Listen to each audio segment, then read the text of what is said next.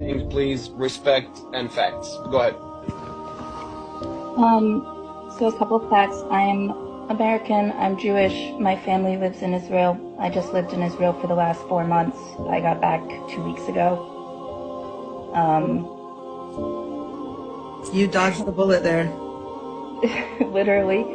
So what I think everyone who's never been to Israel and to Palestine don't really understand, you don't really understand until you go to the territories around the West Bank and around Gaza, and you're close up and you see the wall, and when you see the surveillance, and when you see cameras pointed towards the settlers, just a couple, and then you see thousands of cameras pointed towards the West Bank and to Palestinians, and those cameras are pointed into their homes,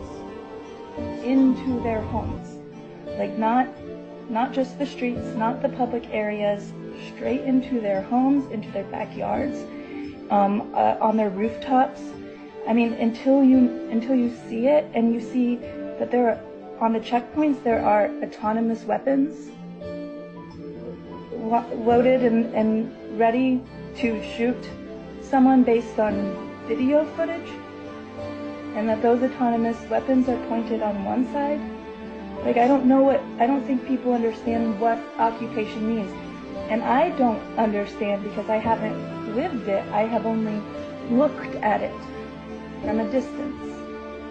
But what I can imagine is if you're a child and you're growing up knowing that the country that you live in hates you and that they are willing to kill you, having never met you in their life based on just a video image, that the facial recognition and the surveillance and the high degree of technology and spyware that they have guarantees that they could pick off Hamas members one by one without ever blanket bombing Palestine.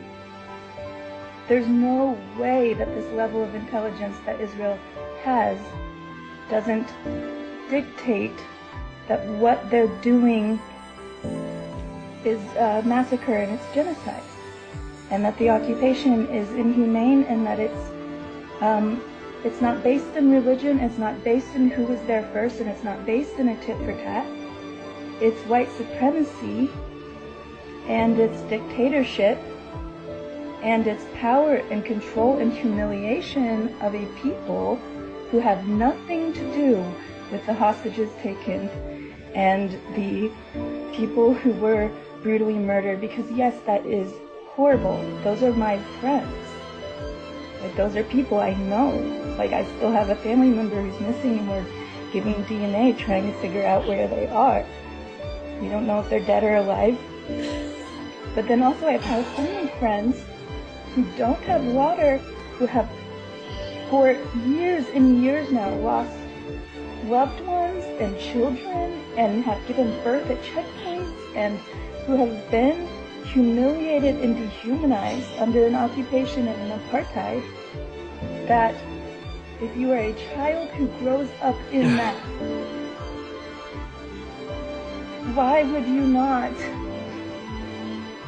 fight for your dignity or stand up for your freaking rights? And if it's about who was there first, then America needs to take a good long look at the reservations that we put all these Native Americans into, and the poverty that they live under.